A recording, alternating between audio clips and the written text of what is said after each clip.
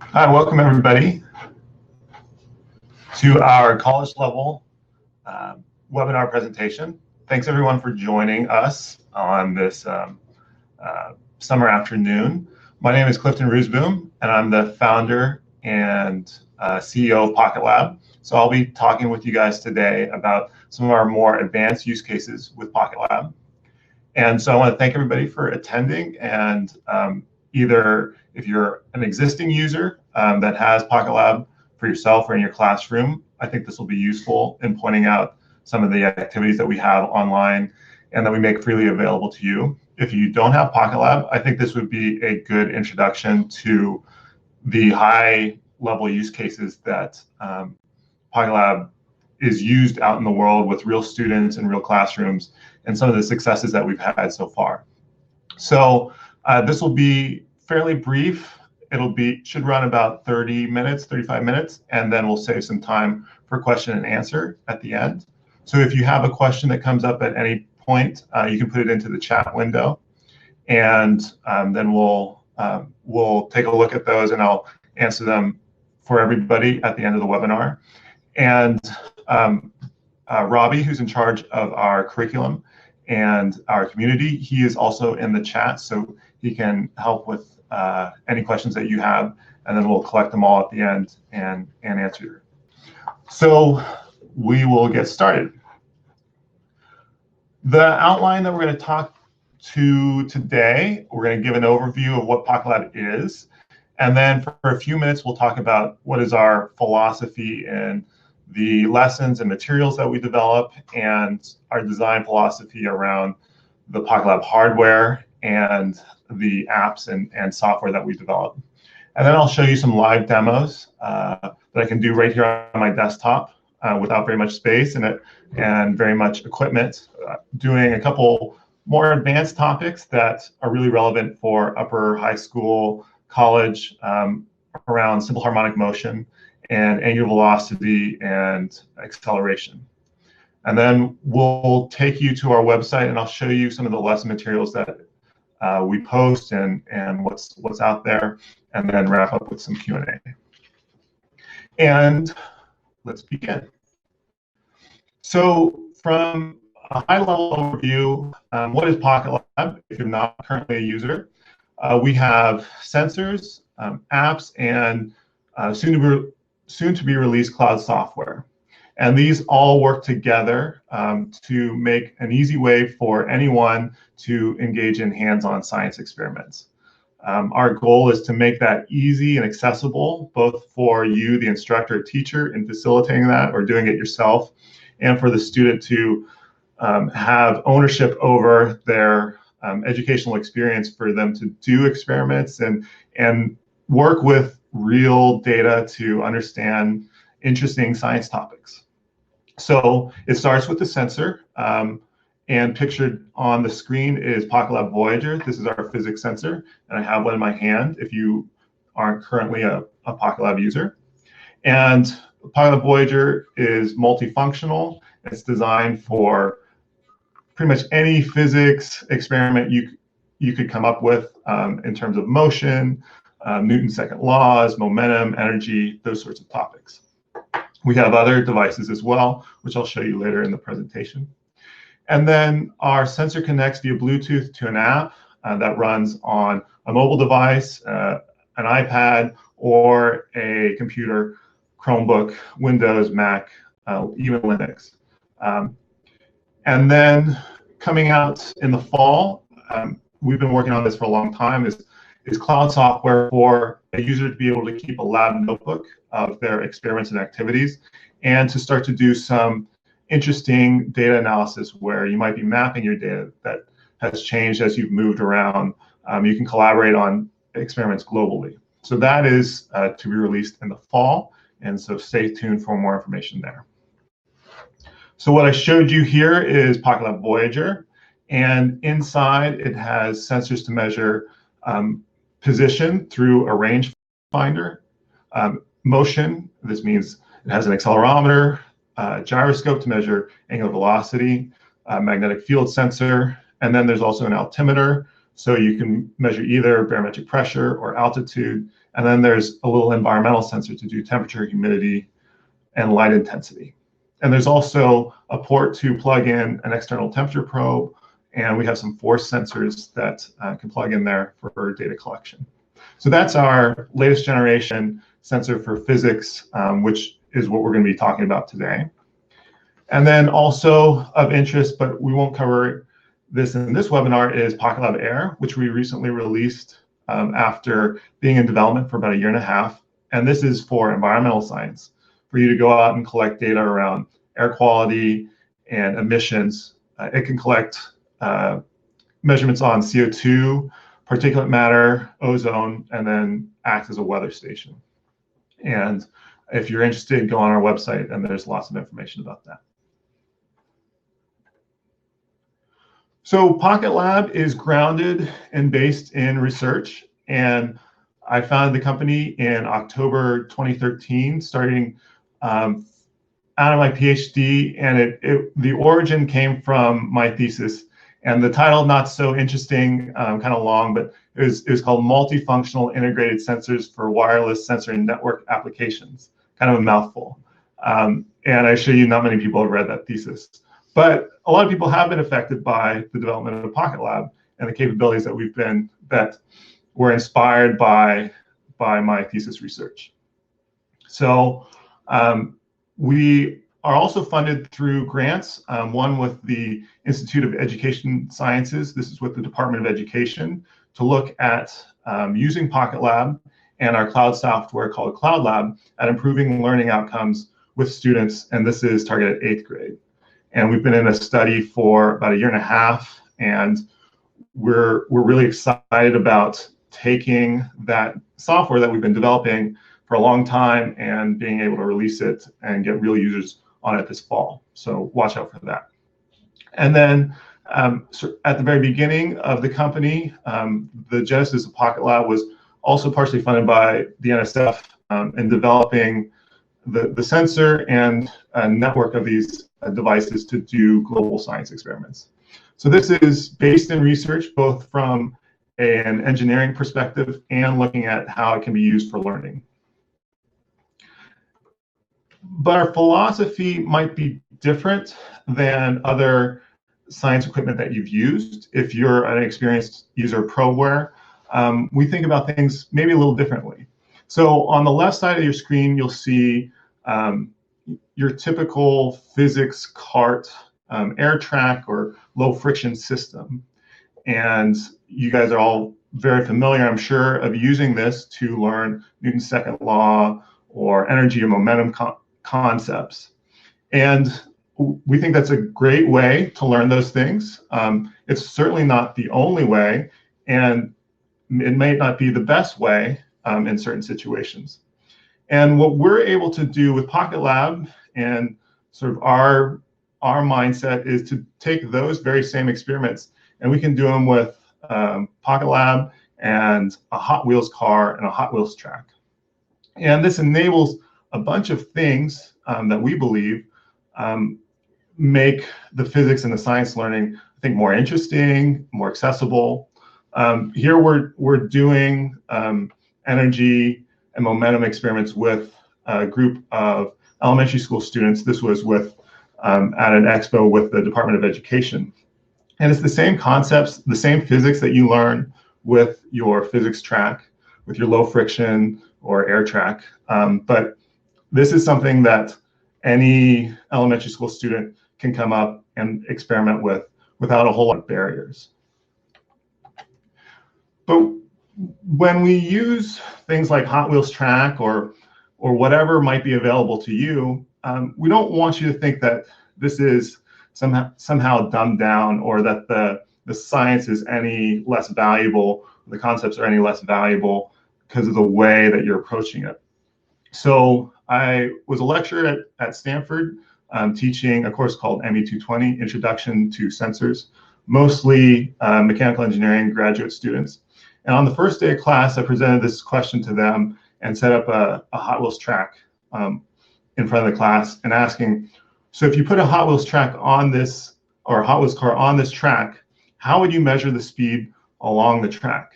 And because of the particular situation, that's a pretty tricky question. And you can come up with design requirements and specs that make this a very complex engineering design challenge. I mean, it might be simple enough for you to measure the average speed if you have a stopwatch and launch it from the beginning to the end. But if you want to know the speed at any point on that track to sort of a high resolution, then it's very difficult. Your car is very small. It's difficult to put a rangefinder on there to bounce a sonar beam or a laser beam off of it to track it. Things like GPS don't work inside or don't work at this scale. If this was a full-scale car, then GPS would be totally adequate. But this is a challenging and a tricky engineering problem, and you can unlock it with something really simple like Hot Wheels track that's widely available. So that's how we like to approach to this classic physics experiments, is how can we reorient them and bring something new to the table. And so with my students last year, this was on the last homework question that we had during the course. And it was a take-home lab experiment where in their dorm room or in their kitchen, they set up this situation with a Hot Wheels car on a slope track and a PocketLab on top of it. And then it was a challenge for them, an investigation for them, to take the motion data that you would collect using the PocketLab and try to calculate positional data in X, Y, and Z as you move along that track and as it launches off the end and then flies through the air. And I can tell you there were a lot of bad answers. There were a lot of good answers, good solutions. And this is a really tricky problem that, like I said, is enabled by something like a Hot Wheels track, which is really cool, we think. So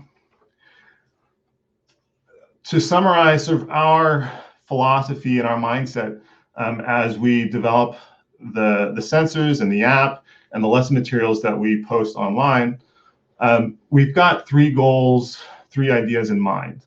One is we want you and your students to get right to the science concepts and spend less time on the setup and the equipment.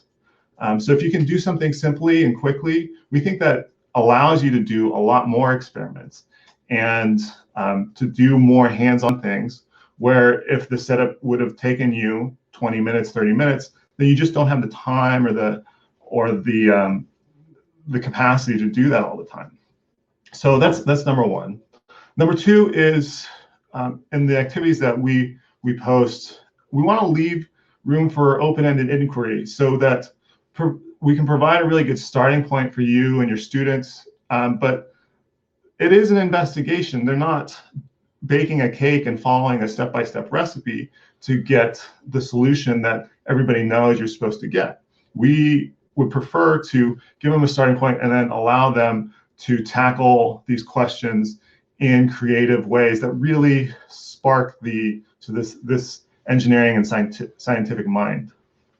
And then one of the big advantages we think using PocketLab is that most of these labs can be done at home, in your dorm room, in the student union, in your kitchen. The need for equipment is much lower, and that allows you to do creative things outside the classroom and to sort of flip what you do in the lab and sort of the lab requirements that you might have, whether that's space or equipment or time, what have you. So that's what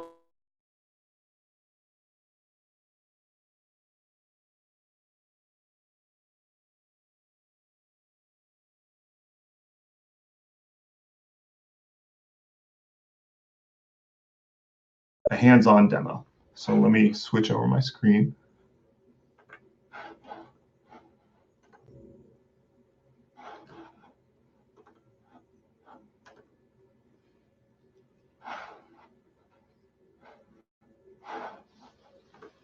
One second. Are you getting it over there? Are you getting the screen share? Not. Oh, click on the One. screen share. Yeah. All right. Hopefully that switches over. Yeah, that's good.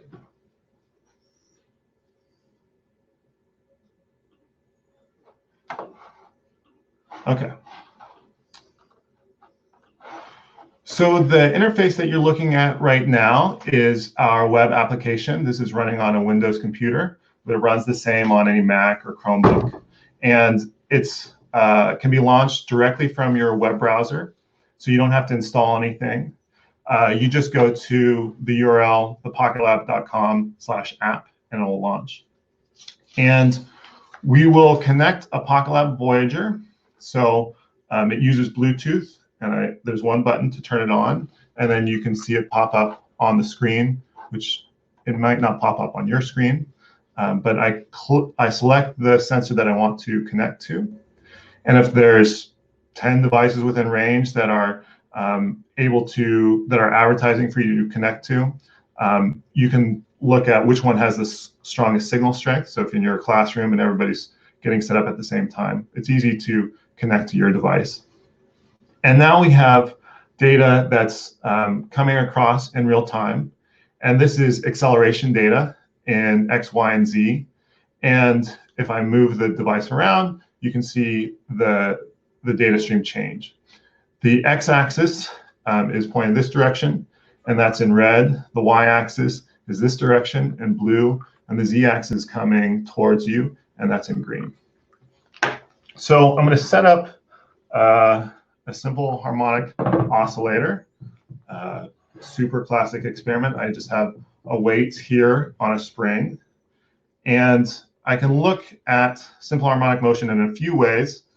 I'm going to attach the PocketLab here with a Velcro strip to the bottom of this weight.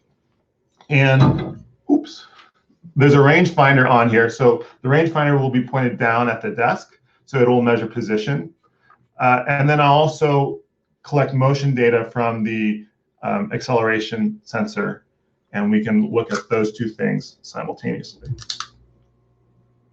So I'll go to the graph select button, and here we can click on the graphs that we want to see, acceleration, and then I'll use the rangefinder, and we can do look at the rangefinder data in two ways: the positional data, and we can do a derivative to find the velocity data.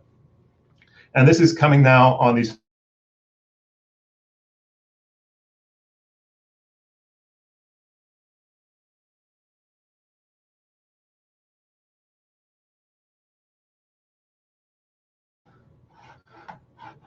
I can turn off on the bottom here. I have acceleration in X, Y, and Z.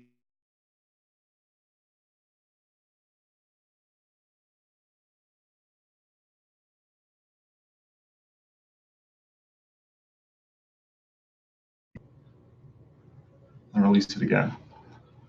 To save your data, you just press record, and then it will start to save the data there in your browser. Click stop, and then you have your recorded data that you can click on and zoom in and out. And then you can see here 2 or 3 pretty good-looking sinusoids here, both in or all in position, velocity, and acceleration. And this took about, I don't know, 5 seconds to set up in terms of the data collection. And you can do this with a spring, a mass, or a big rubber band, or a pendulum, or anything that has this periodic motion. And if you notice, with the sinusoid, there's a little bit of noise, so you can turn up the data rate. We're just looking at 10 samples per second right now, because we're kind of limited by our AV setup, streaming this data while recording this webinar.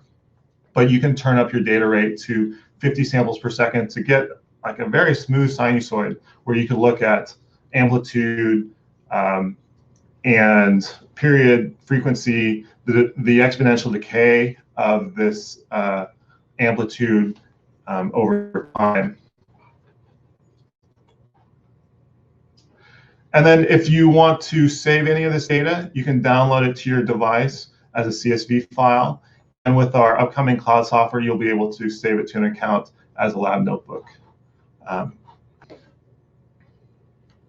So a really quick way to collect real experimental data about a common topic that every Physics 1 student has to learn about in simple harmonic motion.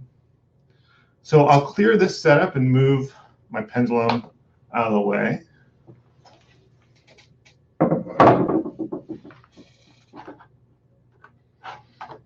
Okay, and now I'm going to do another quick demo. This one is looking at angular velocity and centripetal acceleration. You can do this a lot of different ways if you have a record player or a turntable, any kind of motor. For simplicity, I'm going to do it with a ruler that I've put around a stick, and I'll try to whip it around and not gouge out my eye. But on top of the ruler, we've just put some Velcro strips so I can put the PocketLab Voyager at different radiuses from the axis of rotation. So I'm going to change my setup, and now I'm not going to use the rangefinder, but I still want acceleration, and I'm going to collect angular velocity data. So you should see the motion data come through across the screen. And I'm going to set it up so that the PocketLab is Velcroed in this orientation. So what I'm going to care about is my acceleration in the y-axis.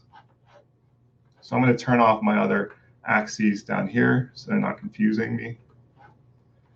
And then I'm going to rotate it this direction, so I'm rotating about the z-axis. And that'll be the green axis up here, so I'll turn everything else off. So you can see data is coming through in real time. If it's not synced with the video and what you're seeing, that's more the webinar software than the PocketLab. So I'll start a recording, and carefully not to whack my head, I will spin this in a counterclockwise direction so that I have my angular velocity is positive. And then I can hold it at a fairly constant speed.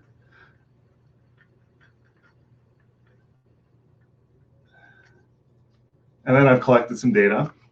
So I'll keep the recording running. I'll change the position of my sensor and then spin it at a different speed, trying to hold that fairly constant. Certainly if you had a record player, it would be a much more consistent speed. Okay, and then I'll move it closest to the closest point towards the center of rotation and spin it at a couple speeds again. And that's time, because of the weight distribution, it's a little bit harder to keep that consistent. But I hit stop, and then here is my experimental data. And it's pretty interesting, I think, and really illustrative of this concept of relating angular velocity and centripetal acceleration based on how far your mass is from the center of rotation. So you can see I started out over here. This is when the sensor was at the furthest point from my axis of rotation. And if I was spinning at about, let's look here, the graph points are read down there, 900 degrees per second, I was getting an acceleration of about 7 Gs. Now, if I moved further in let's say this is 1100 degrees per second, I was getting similar centripetal acceleration, 6 to 7 Gs. So you can see that I had to spin faster because my point of the radius to my sensor was smaller. And then if you look here at the nearest point, I was spinning faster than my first two trials, about 1,200 degrees per second, and my centripetal acceleration was less. It's like 3.5 Gs. So really quick and easy to collect some experimental data. And it's not the most consistent. I mean, I'm whipping it around there by hand, but it is flat enough that you could get a sense for the relationship that we're trying to see. And there are data analysis tools in the app that you can pull over on top of the data to help you with this analysis. So I could highlight an area where it's relatively flat, and then I can pull over this data analysis window, and I can look at the mean of that window, the standard deviation, so that I can have a better gauge of the data that I'm analyzing. And then you double click to zoom out so you can see your whole trial again. So all of this data analysis is built into the tool so that you can find the relevant data points that you need without having to go to a spreadsheet or other program. Okay, so that is our sort of quick demo at the desktop. And as you can see, it didn't require a lot of equipment.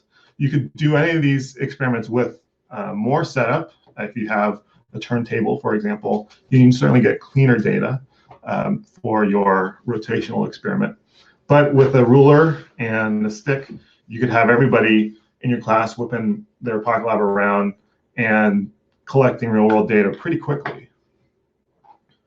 So I want to point you guys to the resources that we have available online.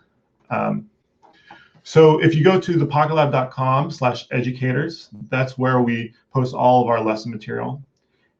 Currently, there are 219 lessons, all for free. Many of them developed by some of our great teachers and users. So you can go here to this filter area and just filter by AP college level topics, by the subject, or by other tags. And then you can see a list of the relevant activities, some of them done by our team, and some of them done by users. This is Dr. Richard Bourne, one of our amazing teachers that's contributed 100+ lessons to our site, many of them at the high school AP college level, for looking at lots of classic physics experiments. So I wanted to point out a few of them, highlight them, that are AP college level. We talked about simple harmonic motion, and you can do that with any kind of oscillator, spring mass system. Here is a different type of spring mass system that Dr. Bourne came up with. This is modeling the vibration of a music box with this long cantilever that's clamped at the end, and you can see the decay and look at the change in period depending on the length of this cantilever. It's another way to look at simple harmonic motion. Yet another way to look at it is you can store this energy in an oscillator in multiple ways. This lesson looks at storage via torsion in the spring, as well as oscillating up and down, and how energy transfers from those two domains. And yet another way of looking at simple harmonic motion. This is probably the most classic way of doing this experiment, trying to find the change in period depending on the length of your pendulum. And as you can see, it's ready to be done in your kitchen or your dorm room or wherever with just a little bit of setup. For the pendulum, you can use a meter stick. You can also use a long piece of tape and get really interesting, relevant physical data. For moments of inertia, conservation of angular momentum. This setup works pretty well, and it doesn't require a whole lot of room, maybe some safety glasses to protect your eyes. If you have a Lazy Susan or some kind of turntable, there's another way that you can do it.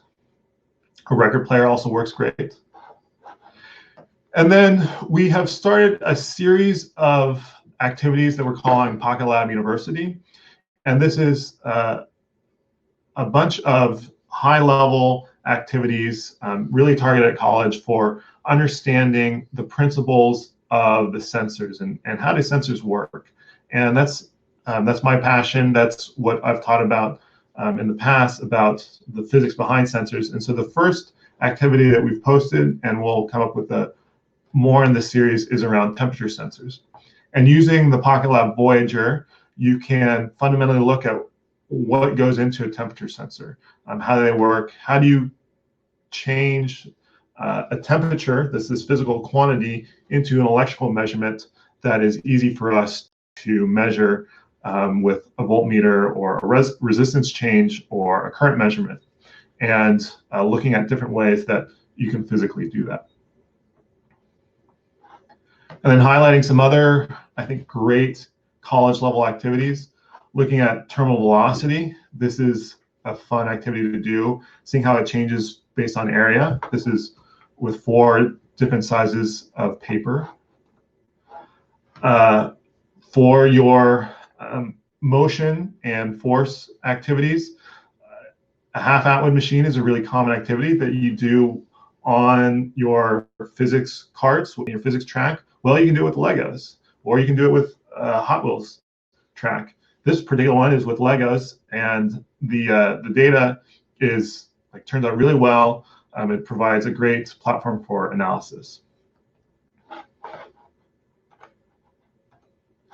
Okay, I'm going to switch back over to the presentation and just wrap things up. So all those resources you can find on our educator website. There's the link up there. I think we added one this week, so we're at 219 activities. And I want to thank you guys for your time. And if there were questions loaded up in the chat window, Robbie, who's off screen, he'll let me know, and I'll try to answer them for the group. So Robbie. Yeah, great. A couple I answered in the chat, but I just I'll ask Cliff so everybody can get them. David asked, can you choose how many points are used in the calculation to find velocity from position as measured by the rangefinder? So not in real time. We do a very simple numerical derivative. So while we're displaying that, it's just a single or 2 points that we use for that derivative. But if you collect the position data, you can yourself apply linear regression with our data analysis tools. So you could just highlight the area that you want to fit that curve to, and you can choose 2 points, you can choose 20 points, and then you can do it that way with the slope of your fit. And then Scott asked, can you overlay the graphs to show the phase difference easily? I mentioned Cloud Lab is a possibility for that coming up. Yeah, in the app in real time, we just stack them. So the time axes are locked. So if you zoom in on one, it'll zoom in on the other, and if you scroll on one, you'll scroll.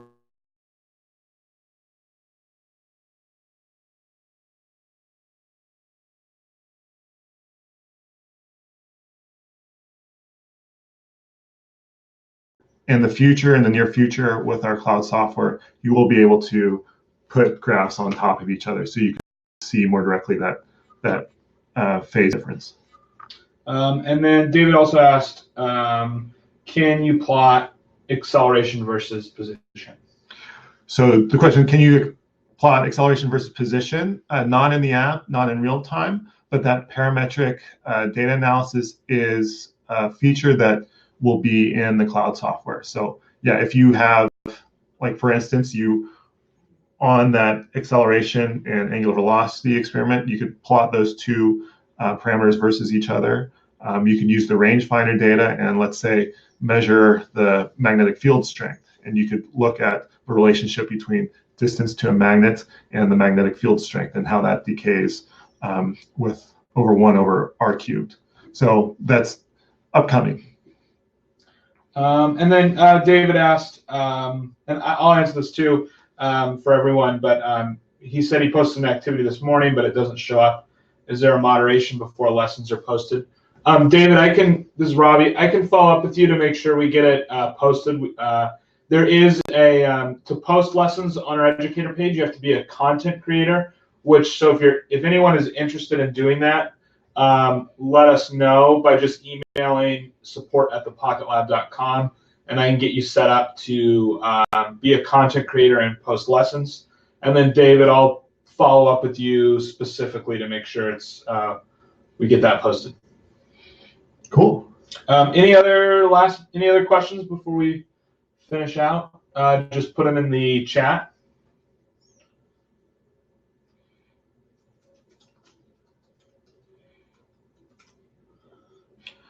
Okay, well, thanks for your time. I appreciate this. And we're posting more lesson materials every week, so check out the educator page. And there's a lot to come through already. If you have any questions about the lessons and activities, I should have put our contact information on the presentation, but just email us. There's a contact form on our website, or you can email us at support@thepocketlab.com. And we are happy to help in any way we can. So thanks for your time. We'll be doing a series of these in the upcoming months, so hopefully we'll see you again. Thanks.